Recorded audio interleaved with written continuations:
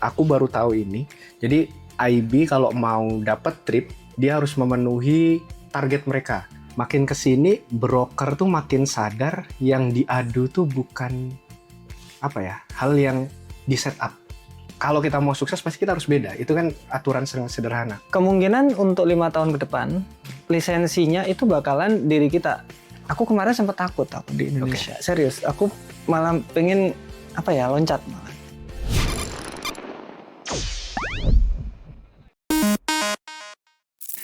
Oke, Andre, kemarin habis dari Vietnam, dari mana aja kemarin jalan-jalan nih? Muter-muter aja sih. Ternyata capek banget. Aku baru sadar kalau ternyata Sumba itu, kalau kan ini cuman antar Indonesia aja. Ternyata jauh banget, Mas. Jadi kayak kita harus ke Bali dulu. Kan Andre Banyuwangi Jakarta, Bali, baru Bali Sumba. Wow. Berapa hari total? Seminggu ya? Lebih? Sebenarnya cuma 3 hari karena jalannya kayak gitu, jadinya kayak panjang dan capeknya terasa. Berasa banget. Tahu gak, aku kemarin cuma ke Malaysia aja ketemu broker gitu ya. Pulang capek aja. Itu padahal transitnya cuma sekali kan. Ini 2 kali. Nah, ini yang pengen tak bahas nih. Take away apa yang dari situ kan jadi kita itu sering diundang broker kemana-mana nih.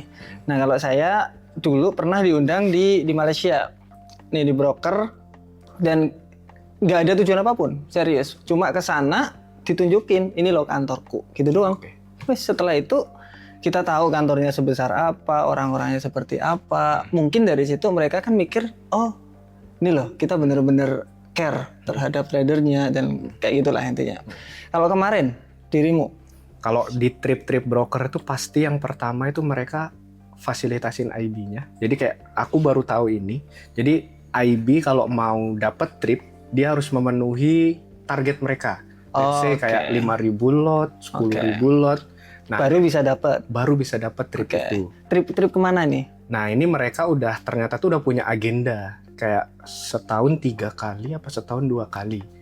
Nah, per kuartal tuh ada, gampangnya kayak gitu. Kalau ada yang contoh sampai 5.000 lot, ya dia dapat.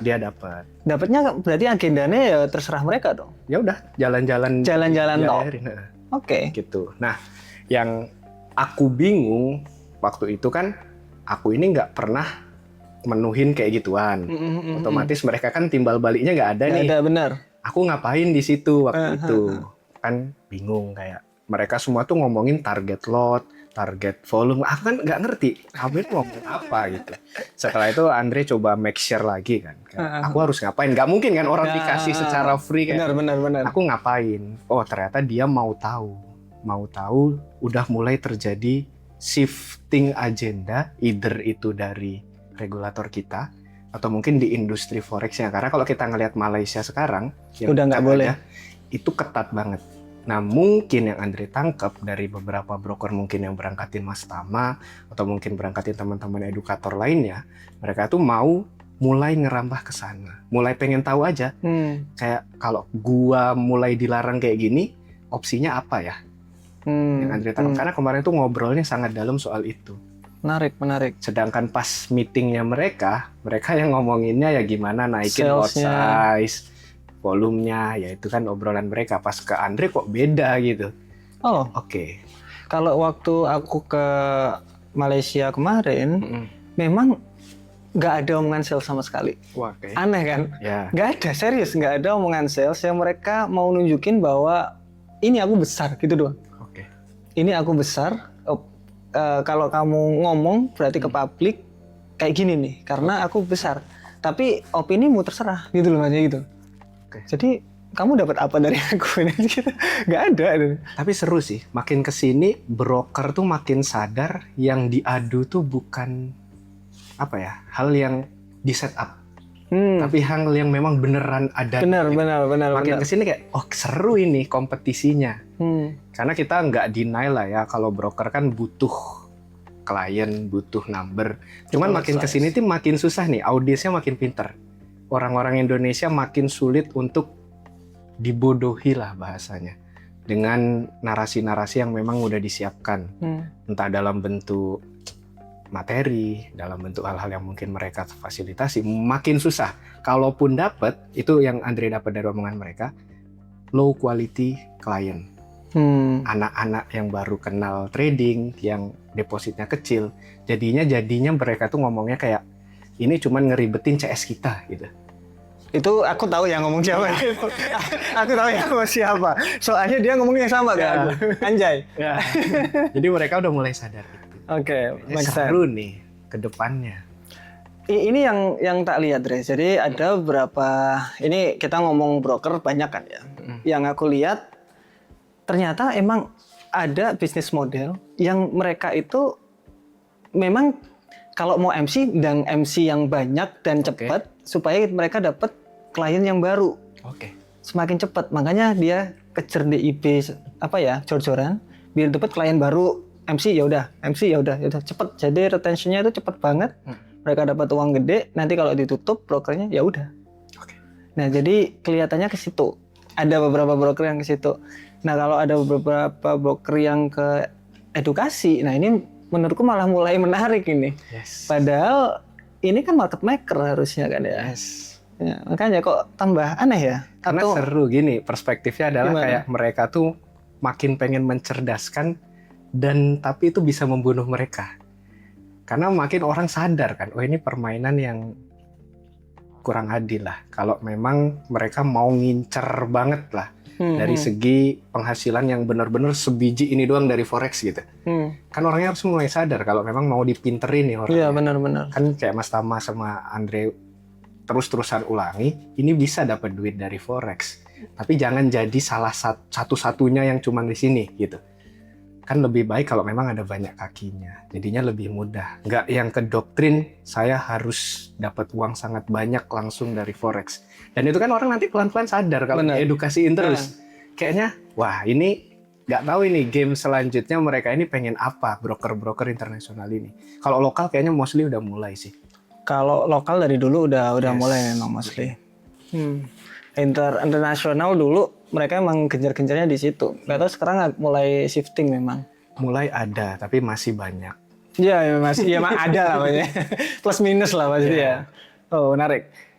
Dari broker di sini kan kita ngomongin konten udah kelihatannya udah berubah nih, udah shifting. Apakah konten flexing ini udah flex, ini kita nggak ngomongin trading loh ya? Betul. Jadi dari konten yang general nih. Jadi contoh dulu itu kan lagi rame bagi-bagi sesuatu, kemudian kalau di trading mungkin full margin. Sekarang udah mana ada sekarang orang ngomong bilang full margin kan? Ada kan? Udah low banget sekarang yang ngomongin full margin. Apakah konten di sini itu udah berubah dari menjual mimpi ke memberdayakan mimpinya atau supaya mimpi ini tercapai? Apakah udah beda ke situ? Yang Andre tangkap ini mulai terjadi perpindahan generasi sih. Ada potong generasi yang pemikirannya tuh jauh lebih kritis. Kalau kita ngomongin kan ada Gen Z, Gen Millennial, Gen Alpha, Gen Beta. Ini mulai kepotong mas. Gen-gen di bawah kita ya nyebutnya ya. Gen 2000, ya, kita kan seumuran gitu aja. Kayak mereka tuh berani ngomong yang salah. Kayak yang mungkin viral, yang lagi debat, itu literally dia berani ngomong aku bener gitu. Dan itu mungkin mulai nyentuh tingkat kritisnya pemikiran itu. Nah, balik lagi ke konten-konten yang dulunya bagi-bagi iPhone ke followers, terus followersnya meledak, itu mulai ditinggalkan. Atau mungkin konten-konten yang sekarang ini yang Andre tangkap, hampir semua orang tuh nganggep kalau mau sukses harus menampakkan kita sukses. Oh iya. Itu hampir semua nangkepnya kayak gitu. Jadi ini Pak, hampir semua anak muda yang pernah aku temuin, baik itu di trading, di bisnis, itu pasti pemikiran mereka kalau masih muda itu pasti pemikirannya ke sana. Nah bayangin, ada 10 anak muda dan 10-10-nya kayak gitu. So, yang jadi pembeda siapa? Berarti kan kalau kita mau sukses pasti kita harus beda. Itu kan aturan sederhana. Kalau kita sama kayak kiri kanan kita, pasti kita nggak sukses. Bayangin 10 orangnya sama nih melakukan hal yang kayak gitu. Berarti kan otomatis audiens kita akan, wah yang mana yang beda? Dari kayak gitu udah mulai kayak, oke mulai ditinggalkan lah. Jadilah, apa kata bukunya si Bung Chandra, sapi biru. sapi ungu dan sapi biru ya. Yes. Sapi ungu. Jadi langsung kelihatan berbedanya. Berarti dari sisi konten udah berubah. Apalagi sekarang ada AI yang keluar luar biasa kenceng nih. Personal branding bakalan lebih dilihat daripada AI branding. Tetapi ini pikiranku ya maksudnya. Kemungkinan untuk 5 tahun ke depan lisensinya itu bakalan diri kita, Dre. Jadi contoh voiceku ini nanti sama mukaku dijual ke brand. Wow. Mungkin. Habis gitu, dan ini udah terjadi sebenarnya di US itu udah terjadi. Dan itu mereka mau ngapain aja terserah. Jadi bisa jadi kayak aset gitu loh. Ini mukaku, iniku, kamu bisa berapa deal-dealannya seperti itu. Mungkin kedepannya bakalan seperti itu. Tapi kayak gitu nggak bakalan keluar kalau brandingnya dia nggak kuat berarti kan. Betul. Nah, makanya aku suka ngomong sama Mas Tama. Visinya tuh jauh banget, guys. Kelihatannya ke situ. Kalau aku dulu kan bilang, siapa ya aku lupa. Kelihatannya voice itu Gary Vee juga bilang kan, voice itu bakalan kedepannya bakalan ke voice. Jadi kita minta apa itu voice-nya keluar. Dari nggak tahu dari mana. Kalau sekarang mungkin dari speaker kan. Speaker dimasukin AI di situ. Contoh nih, aku simpel aja. Berikan aku video rekomendasi tentang technical analysis dong. Yang milih siapa? AI-nya kan. Nah, berarti gimana cara kita untuk jadi yang dipilih oleh AI? Wah, itu sangat-sangat susah nanti. Itu belum loh maksudnya. Kita masih di tahap awal AI. Nah, untuk konten kreator mungkin bisa mulai ke situ, untuk ngehajar ke situ. Karena kalau kita ngelihat ini topik yang mereka bahas juga jadi keingat, yang mereka bahas pas trip kemarin, pas Dilan, itu mereka ngomong search engine-nya Google sekarang kalau dulu, itu kan yang the top one, itu literally website-website yang dalam tanda kutip terkenal, yang bisa punya banyak budget lah, yang trafficnya gede. Sekarang kalau kita nyari yang tadi Mas Tama mention juga, AI. Konten kita bisa ada di situ. Konten TikTok muncul. Iya. Konten IG short muncul. Iya, benar. It means, wah kita punya peluang banyak nih menang over si yang punya power tadi. Kayak yang dulunya nggak kesentuh tuh. Oh, menarik ya. Boleh ya. Oke. Pernah nggak kamu tanya gitu, kayak simple gitu. Siapakah top 5 trader education atau trader di Indonesia di AI gitu. Namamu keluar apa enggak? Nah, itu kan kalau nggak keluar berarti wah, ini harus ngapain nih? Ya, masuk akal sih. Nantilah ya. Coba nanti 5 kelihatannya. Karena yang aku aja sekarang jarang banget kelihat ini layar. Jadi udah tektokannya udah sama voice. Nah, berarti nanti mungkin 2-3 tahunan lagi rekomendasinya semuanya bakalan dikeluarin lewat suara. Contoh kita driving, aku ajarin technical analysis dong. Dia balik. Kelihatannya bakalan ke situ. Nah, itu udah lama nih. Ya, kayak gitu. Selalu bawa pikiran guys. Setiap selesai ngobrol tuh selalu ada ya pikiran. Itu seru. Itu pasti bakalan seru untuk kedepannya itu. Oke, menarik sih Mas. Menarik. Nah, ini yang aku mau tanyakan tuh. Kamu kan banyak bagus banget di brand nih, karena aku pun kalau tanya-tanya harga brand ini gimana dia, aku nggak tahu sama sekali. Itu belajar dari mana, Andre? Atau kamu dapat apa gitu? Sebelumnya make it clear dulu bahwa memang Andre itu fokusnya ke B2B kan. B2B itu yang Andre tektokannya sama brand. Nah, sementara ada juga yang B2C yang klien kan. Itu tektokannya sama klien. Berarti cari duitnya ya ke klien, ya mungkin yang commission, IB yang nggak salah balik lagi itu segmented yang mereka mau kejar. Cuman yang Andre lakuin itu fokus di B2B-nya. Jadi Andre cuman nyari numbering brandnya ini yang masuk akal berapa. Nah, yang pertama kali Mas Tama suguhin tahun berapa itu yang di pantai itu, itu rendah banget. Andre kaget kayak, wow gitu. Jadi Mas, budget brand itu kan bisa dihitung sebenarnya kan. Karena kalau kita konsep sederhana aja, kalau kita upload ke YouTube hasil view-nya segitu, kita tinggal rupiahin aja mereka bayar kita berapa, nah per satu views-nya itu berapa. Nah, itu tuh bisa kelihatan kita ini mahal atau murah. Tapi harganya. Nah, Mas Tama itu murah sekali per satu views-nya, which means satu orang trader di Indo itu nggak semurah itu. Beda Oh. segmen kalau kita ngomongin entertainment mungkin Right. ya, yang Oke. tontonan-tontonan drama, percintaan, kan satu orangnya ini mungkin aja orang-orang nggak jelas. Sementara yang nonton kita mungkin orang-orangnya orang-orang yang punya power, punya uang. Jadi dari situ mulai sadar lah Andre, oh kayaknya nggak semurah itu deh, gitu. Dan mereka oke-oke aja gitu.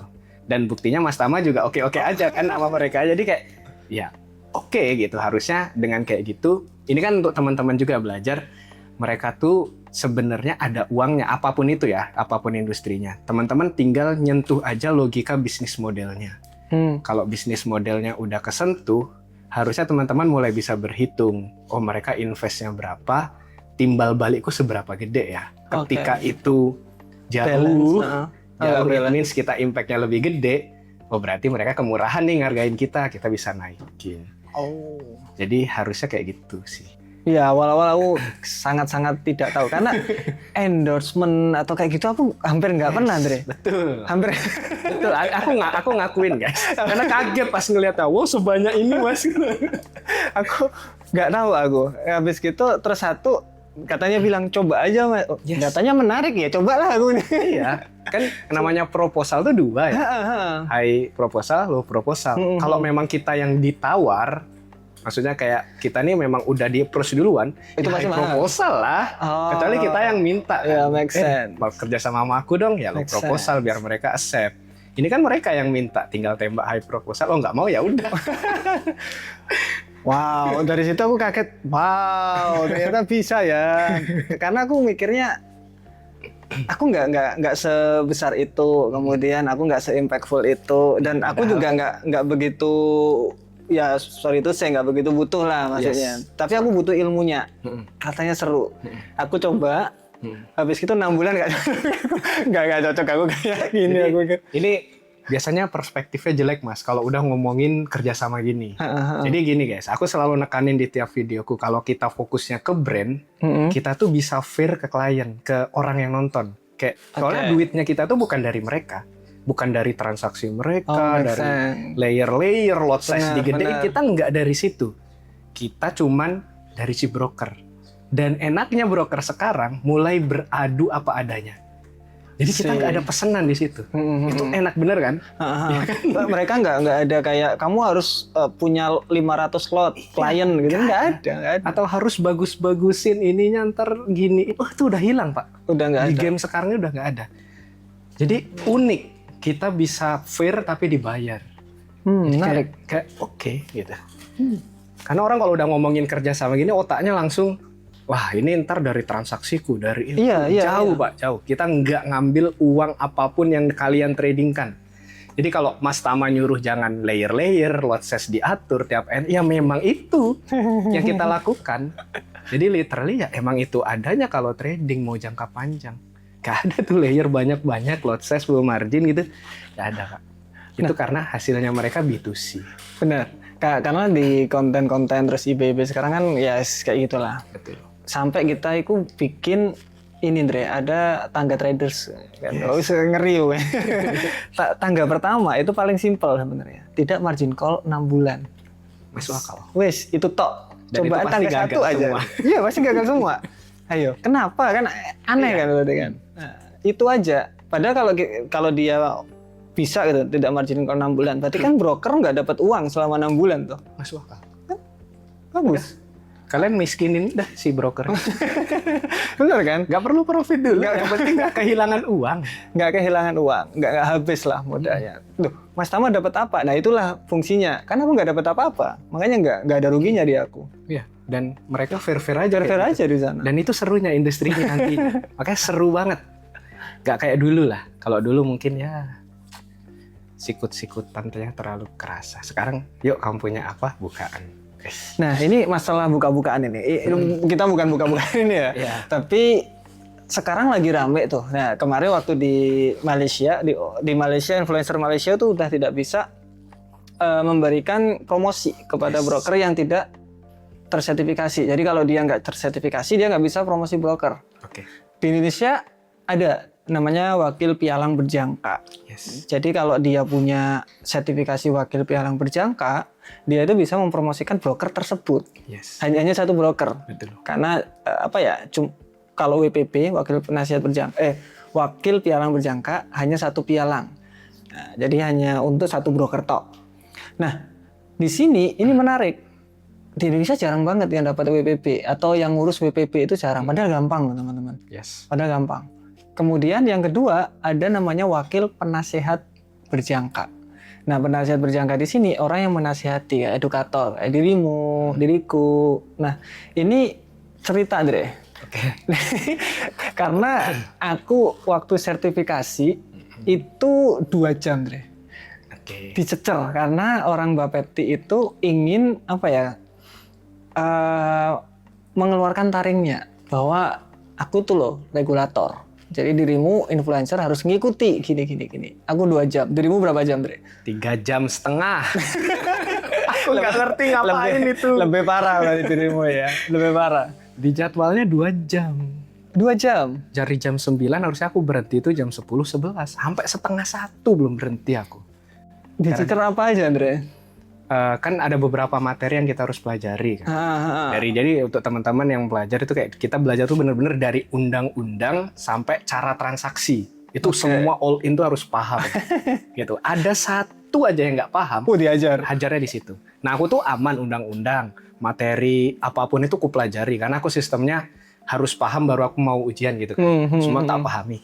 Kita kebiasa MT5 langsung pencet. Iya, benar. Ditanyalah transaksi manual, Euro USD, kalau buy harga sekian, terus kita jual harga sekian, kira-kira margin berapa yang harus kita pakai. Itu ada rumusnya ternyata. Ada benar. Gak ngerti ya. Wah, habis di situ bener-bener dihabisin. Yang bener-bener kayak, kamu bodoh banget ya. Wah, anjir, iya dah. 3 jam setengah itu toh 3 jam setengah. Enggak, ada beberapa yang dia tes. Cuman paling lama tuh di situ kayaknya extend-nya. Yang paling cepat itu Eca. Eca itu 30 menit paling. Wah, kayaknya cewek deh, Mas. Mungkin cewek ya. Kita cewek aja ya. Nanti dressing itu aja banyak ya. Jepi itu 1 jam. Oh, Pak, ya kok aku lama ya? Yang kalau di aku kan orangnya susah nggak tahu ya kenapa. Susah nginget, Andre. Aku agak susah untuk mengingat sesuatu. Jadi orang lapangan. Jadi undang-undang itu mungkin agak lemah di aku, tapi untuk transaksi kayak gitu aku paham. Duit sama ini aku paham. Sama angka aku paham. Kalau undang-undang, itu dicecer aku di undang-undang. Berarti lemahnya di undang-undang. Asalan, itu 2 jam. Emang dia fungsinya itu, guys, mencari lemahnya kita. Tapi mungkin di sini itu coba dong prosesnya apa aja coba. Oke. Sebenarnya ada 4 tahapan ya. Yang kalau teman-teman mau ikut seperti itu, yang memang kita harus ikuti ujiannya, dan itu harus lulus semua, baru lanjut ke tahap selanjutnya. Contoh tahap 1 lulus buat tahap 2. Pertama itu ICDX ya. ICDX itu yang kita intinya praktek lah, cara buy, cara sell gitu. Yang kedua tuh benar-benar materi full. Dari kita mulai itu jam 7 sampai jam 5 sore dan seminggu. Iya. Itu saya tidak bisa bekerja, saya tidak bisa ngapa-ngapain. Itu full. Dan itu materinya banyak. Nah, ujiannya tuh dalam bentuk tulis. Jadi kayak kita harus ngisi lah berapa pertanyaan. Kayak literally ujian, Pak. Jadi diisi tuh. Kalau itu lulus, lanjut ujian yang tadi kita cerita, yang lama-lama itu. BNSP. Habis itu gitu agak berat, itu paling berat. Itu sebenarnya paling berat. Soalnya orang-orang pengen nunjukin taring di situ. Iya. Padahal setelah itu kan Bapepti itu. Iya. Bapepti nggak begitu. Nggak begitu. Enak banget. Kebetulan Andre dapet enak. Enggak. Emang dari Bapepti itu enak katanya. Nggak separah. Iya. Situ emang katanya. Wah, aku udah takut soalnya kan. Karena tes 3-nya kan kayak gitu. Tes 4-nya ini apa lagi? Akhirnya aku belajar lah itu transaksi. Aku hafalin rumus-rumusnya. Ternyata nggak ditanya. Cuman ditanya proses-proses kalau kita mau jadi penasehat berjangka tuh yang bener nasihatinnya gimana. Itu ditanya kemarin. Undang-undang lagi ditanya. Gitu-gitu. Jadi kita tuh kayak bener-bener diuji sebagai orang yang menasehati nantinya. Atau mungkin yang WPB, orang yang bertransaksi di broker tersebut. Jadi bener-bener diuji kita berdua, Pak. Jadi ya seketat itu sebenarnya regulator kita untuk persyaratan jadi trader atau orang yang bisa menasihati trader nantinya. Berarti sebenarnya udah bagus di Indonesia itu sertifikasinya udah lengkap. Sebenarnya udah dari dulu tuh Andre. Oh iya. Udah dari dulu. Tapi sekarang aja yang mulai digencarin. Yes. Nah, makanya teman-teman banyak konten-konten flexing tiba-tiba hilang. Yang hilang itu akunnya. Akunnya. Nah, kalau nanya itu bukan kemarin obrolannya soalnya, wah Instagram nih nge-tag down saya nih, wah ada apa? Wah, bukan Instagram yang tag down kamu. Bukan, lihat aja lagi, paling ada Komdigi kalau nggak gitu ya Mbak Pepti. Gitu. Kenapa? Ya menurutku ini lumayan Dre, untuk menyaring. Betul. Karena orang jadi edukator, gampang banget sekarang. Betul. Buka TradingView, kemudian buka MetaTrader, buy sama sell bareng-bareng, Yes. ditunjukin yang untung, udah jadi motivator dia. Wah itu ada aku bahas lagi. Aku dongkol banget sama satu orang. Santai Dre. Gitu. Ya kalian lihat lah yang di mana itu. Habis slow mo TikTok, tahu-tahu muncul MT5. Wow, gue bilang. Kayak dia bikin ganti profesi gitu.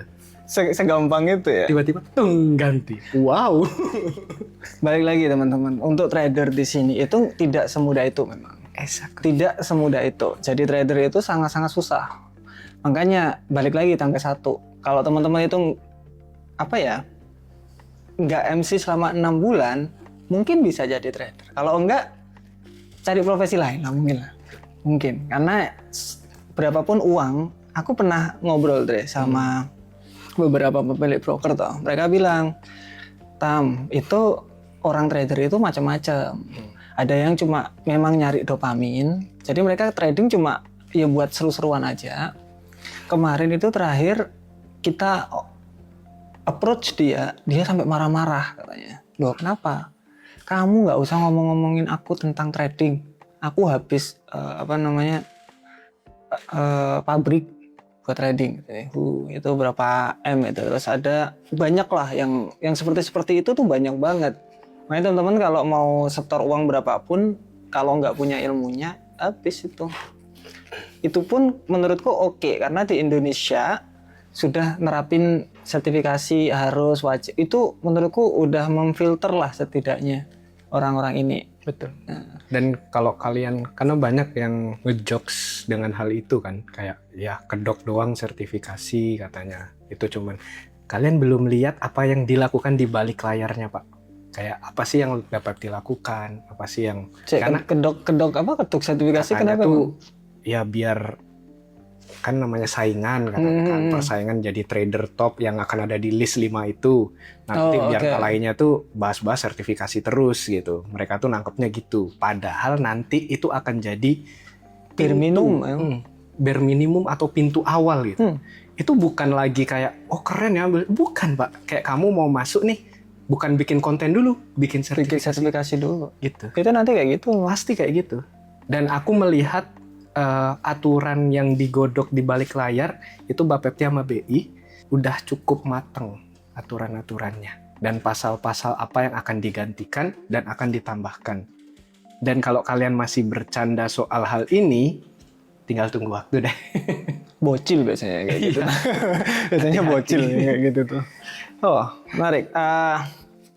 Kayak dari gini Dre, aku pengen bahas ini yang lagi menarik karena kita ngomongin uang, ngomongin BI ya. Yes.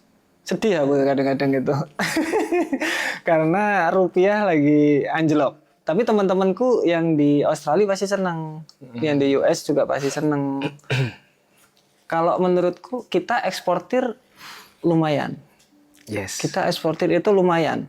Kemarin aku ngobrol-ngobrol sama teman-teman eksportir, mereka itu lagi butuh banyak barang tapi kosong di sini. Oke.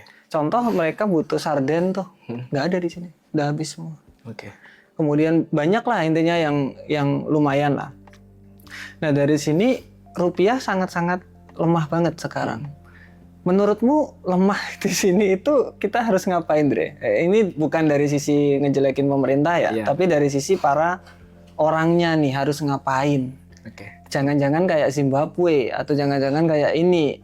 Jadi orang-orang ini harus nyimpen kayak harus apa nih? Harus ngapain? Ya, sebenarnya kita harus ngelihat dulu ya penyebab utamanya. Sebenarnya kalau kita ngelihat dan menyamakan kondisi kayak Krismon yang pernah Indonesia alami, sebenarnya Indonesia ini masih jauh lah mengalami hal itu. Krismon berapa nih? Yang 2099 itu aja. Oh, Jangan yang kemarin itu. Kamu tahu nggak Krismon itu waktu 1968 kalau nggak salah. Inflasi sekarang berapa coba? 7 Dikecil-kecilin. 2, berapa gitu kalau nggak salah inflasi kaget. sekarang. Kecil banget. Krismon 1968 itu inflasi 600%. Yes. Itu gila banget. Gila. Oh, terus lanjut tadi. Sebenarnya intinya penyebab apapun yang terjadi ini cuman gara-gara ada kebijakan yang terlalu memaksakan. Jadinya kan ngerti ya, market tuh nggak bisa bohong, selalu about the money. Ketika nggak ada duitnya kebijakan tersebut pasti akan keluar. Pasti nah, deresnya either saham IHSG drop, rupiah tiba-tiba melemah, itu semua gara-gara satu kebijakan yang tidak produktif kita nyebutnya.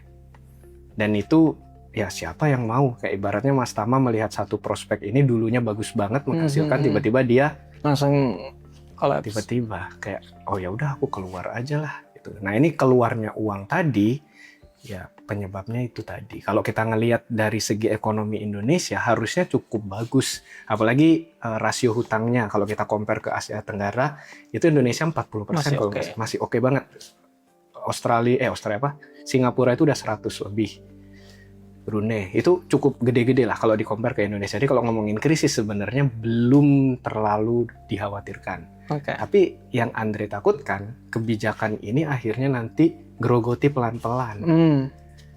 Gitu. Benar. Dan kita nggak bisa ngapa-ngapain, Pak. Kalau aku harus bersuara dan ke sudut pandangnya kalian, tentu aku akan dianggap tidak nasionalis. Karena solusinya pasti tidak menguntungkan Indonesia, tapi menyelamatkan kita. Agak susah ngomong ini kalau dari segi perspektif individu. Tapi kalau paling aman banget, yang paling umum, pasti yang nggak jauh-jauh dari safe haven kan. Itu pasti. Berarti safe di safe haven gitu ya maksudnya. Iya, pasti. Karena kalau kita save di rupiah juga nanti kalau rupiahnya drop lagi terus ya apa itu? Serba salah sekarang. Mau invest apa coba? Mau invest makanya Mas Tama ini berani banget dan aku suka ngomong, coba invest rupiah, didiemin doang nih, dapat duit gaji, diemin, melemahnya nggak karuan, 16.000, 17, sekarang berapa? 17.600. Gila, itu 78% ya. Melemah, literally duit kalian tuh begini grafiknya. Kalau kalian nggak sadar. Atau mungkin lagi higher low mungkin. Ya. Semoga nggak patah trennya. Gitu. Mau save di mana? IHSG, turun semua. Semua habis. Mau ke Bitcoin, cycle-nya juga lagi belum. Cuman ya bagus nantinya setelah Piala Dunia. Mau save kemana? Jadi agak serba susah. Mau di XAU atau gold yang fisik juga udah outperform duluan. Cuman adalah harga yang bagus gitu kan. Tapi kan bingung jadinya. Jadi cowok di Indo ini serba salah, Mas. Sedangkan cowok itu dilihat dari harta sebenarnya. Iya nggak sih? Kalau cewek kan ada dari kecantikan apa banyak. Kalau cowok itu dilihat dari hartanya doang. Kurang ajar emang. Gitu. Tapi segini, Dre. Untuk masalah yang menguntungkan Indonesia atau di Indonesia ini gimana? Aku kemarin sempat takut aku di Indonesia. Serius, aku malah pengen loncat malah. Gara-gara si Pak Nadiem kemarin. Aku serius, ini sampai kepikiran, waduh, apakah aku harus waktunya nih? Kemudian istri juga bilang, kok menakutkan ya? Betul. Seorang sepowerful itu bisa seperti itu, apalagi aku yang bukan siapa-siapa gitu maksudnya kan. Apalagi Mas Tama yang ngomong bukan siapa-siapa, apalagi kita siapa-siapa. Jauh lebih bukan siapa-siapa. Sama. Nah, itu kamu ada nggak rasa takut kayak gitu, Andre? Ada, dan itu aku omongin kok ke timku. Kayak, makin menyeramkan buat teman-teman yang punya kemauan memajukan Indonesia. Makin menyeramkan sekali. Jadi, bukan cuman kita berdua dan teman-teman mungkin yang di sosmed yang memang tujuannya bagus, pengen Indonesia ke arah yang benar, makin takut bersuara. Dan langsung dicontoh, itu kayak ibaratnya tuh kayak mereka tuh pengen ngasih power kayak, lu kalau mau jadi orang yang kayak gini, ini loh hasilnya gitu. Iya benar, itu benar itu. Wow. Aku aja langsung, takut juga aku ya. serem guys. Untuk jadi orang yang beneran ngomong apa adanya itu semenyeramkan itu di sini. Dan apakah itu salahnya kita atau salahnya sistem atau kita harus mengikuti sistem, itu pilihan terus-terusan pasti. Kalau nggak ada apa ya, kalau orang yang bersuara, yang kreatif, yang bagus itu digituin, nah itu susah aku. Terus mau jadi kemana gitu loh.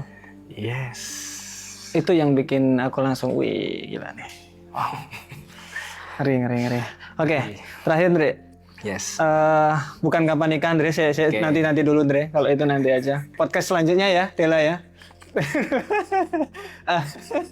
Untuk ini Andre, apakah ada kamu tujuan 5 tahun ke depan? Tujuannya mau ngapain kayak? Mungkin dari aku dulu lah. Untuk 5 tahun ke depan, sekarang kita lagi apa ya? Offline lagi kejar-kejaran nih. Jadi untuk cash itu aku udah sedikit deh. Jadi untuk di trading masih agak lumayan. Kemudian investasi sudah mulai tak kurang-kurangi. Jadi mulai ke offline, real estate dan pokoknya real gitu biasanya. Nah itu untuk diriku yang offline-nya. Nanti untuk yang jadi bisnis lebih banyak lah intinya. Kalau yang online-nya mungkin itu tadi kita awareness. Teman-teman lihat CEO mulai menampakkan dirinya karena butuh untuk personal branding untuk 5 tahun ke depan. Lebih butuh lagi maksudnya, bukan butuh, lebih butuh lagi. Nah di situ aku ke situ juga nanti. Oke. Untuk ngikuti perkembangan zaman ini. Nah, dirimu Andre.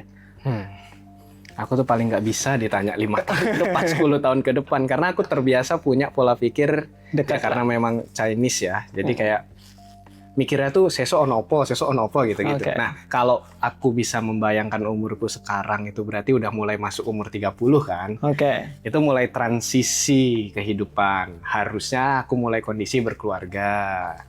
Dapatnya ya kan harusnya kan? Kan harusnya dulu. Nah, kalau terdekat yang pengen Andre lakuin ya orang yang paham uang tentu kayak Mas Tama ya, menyiapkan dulu apapun yang nanti gini guys, kalau kita ngomongin sosmed ataupun kreator kayak gini, pasti orang tuh ada masanya. Dan di mana dia sudah nggak bisa outperform lagi apapun benar. itu. Dan kita takut hal itu. Kita mencoba nge-covering up apalagi ya. Nah, kalau Mas Tama itu kan pasti ke offline bisnis yang terus dirambahkan.